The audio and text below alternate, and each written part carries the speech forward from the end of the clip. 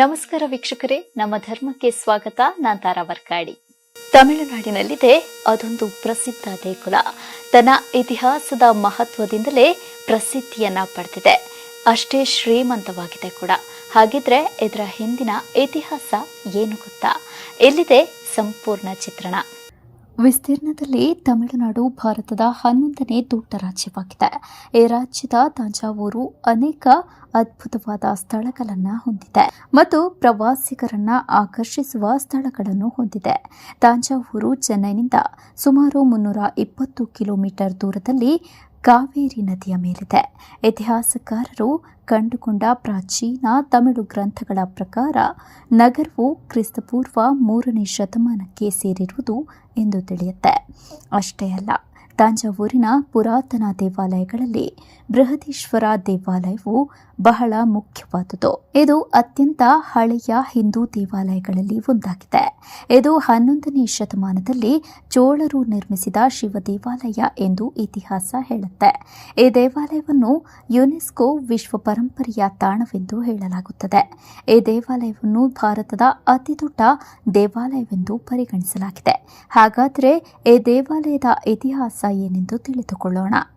ರಾಜರಾಜ ಚೋಳನ ಮಗ ರಾಜೇಂದ್ರ ಚೋಳ ಗಂಗೈಕೊಂಡ ಚೋಳಾಪುರಂನಲ್ಲಿ ಮತ್ತೊಂದು ಬೃಹದೀಶ್ವರ ದೇವಾಲಯವನ್ನು ನಿರ್ಮಿಸಿದನು. ಈ ದೇವಾಲಯವು ಚಿಕ್ಕದಾಗಿದ್ದರೂ ಶಿಲ್ಪದ ಶೈಲಿಯಲ್ಲಿ ಇವೆರಡರ ನಡುವೆ ಹೆಚ್ಚಿನ ವ್ಯತ್ಯಾಸವಿಲ್ಲ. ಅವನು ತನ್ನ ತಂದೆಗಿಂತ ಘನವಂತ. ಐತಿಹಾಸಿಕವಾಗಿ ಅವನು ತನ್ನ ಸಾಮ್ರಾಜ್ಯವನ್ನ ಗಂಗಾ ನದಿಯವರೆಗೆ ವಿಸ್ತರಿಸಿದನು. ಆದ್ದರಿಂದ ಗಂಗೈಕೊಂಡ ಚೋಳಾಪುರಂ ಎಂದು ಹೆಸರಾಯಿತು. ಈ ದೇವಾಲಯವು ತಂಜಾವೂರಿನ ಬೃಹದೀಶ್ವರಾಲಯಕ್ಕಿಂತ ವಿಶಾಲವಾಗಿದೆ. ಆದರೆ ತಂದೆಯ ಮೇಲಿನ ಗೌರವದಿಂದ ಅವರು ದೇವಾಲಯದ ಶಿಖರವನ್ನು ಸ್ವಲ್ಪ ಚಿಕ್ಕದಾಗಿ ನಿರ್ಮಿಸಿದರು ಎಂದು ಹೇಳಲಾಗುತ್ತೆ. ದೇವಾಲಯದಲ್ಲಿರುವ ಶಿಲ್ಪಕಲಾ ಪ್ರಕಾರಗಳು ಚೋಳರ ಶಿಲ್ಪಕಲೆಯ ಶೈಲಿಯ ಕನ್ನಡಿಗಳಾಗಿವೆ. ದೇವಾಲಯದ ಮುಂಭಾಗದಲ್ಲಿರುವ ನಂದಿಯ ದೊಡ್ಡ ಪ್ರತಿಮೆ, ಗರ್ಭಗುಡಿಯಲ್ಲಿರುವ 13.5 ಅಡಿ ಎತ್ತರ ಮತ್ತು 60 ಅಡಿ ಅಗಲದ ಶಿವಲಿಂಗವು ದೇವಾಲಯದ ವಿಶೇಷ ಆಕರ್ಷಣೆಯಾಗಿದೆ.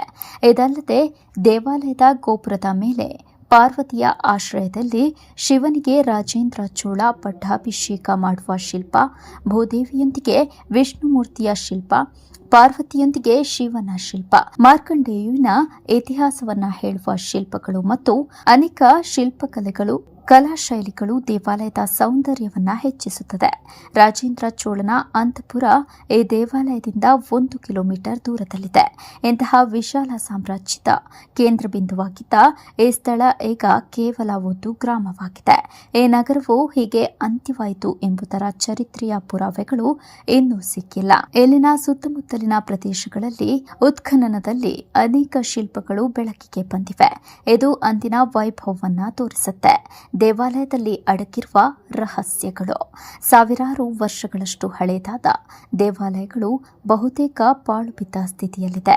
ಆದರೆ ಈ ದೇವಾಲಯ ಹೊಸದಾಗಿ ಅದ್ಭುತವಾಗಿ ನಿರ್ಮಿಸಲ್ಪಟ್ಟಂತಿದೆ. ಈ ದೇವಾಲಯದಲ್ಲಿನ ಶಿವಲಿಂಗವು ಭಾರತದಲ್ಲಿನ ಅತಿದೊಡ್ಡ ಶಿವಲಿಂಗ ಎಂದು ಹೇಳಲಾಗುತ್ತೆ.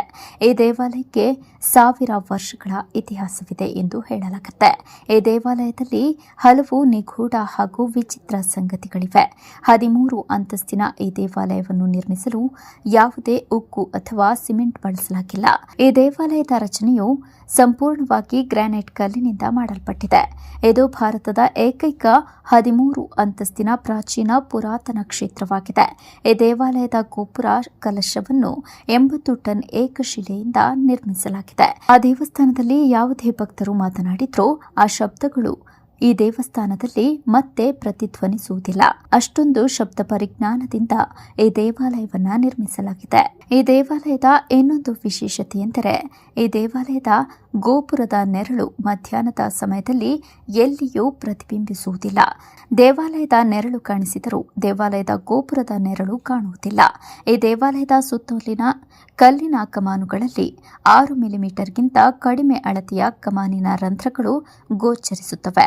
ಈ ರಂಧ್ರಗಳನ್ನು ಏಕೆ ಮಾಡಲಾಯಿತು ಎಂಬುದು ಇನ್ನೂ ಯಾರಿಗೂ ತಿಳಿದಿಲ್ಲ. ಇದು ರಹಸ್ಯವಾಗಿದೆ. ಇದಾಗಿತ್ತು ಈ ಹೊತ್ತಿನ ನಮ್ಮ ಧರ್ಮದ ವಿಶೇಷ.